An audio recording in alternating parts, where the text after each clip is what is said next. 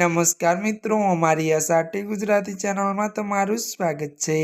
મિત્રો, અત્યારે હાલની સૌથી મોટી અને દુઃખદ ખબર સામે આવી રહી છે।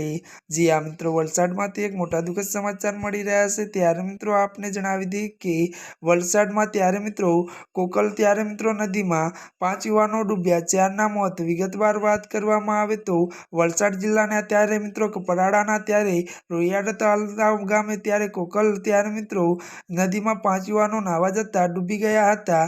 જો કે મિત્રો જેમાં 4ના મોત થયા છે। ત્યારે મિત્રો તમામ યુવાનો વાપીની ત્યારે KBS કોલેજમાં ત્યારે મિત્રો વધુ જણાવી દઈએ કે અભ્યાસ કરતા હતા।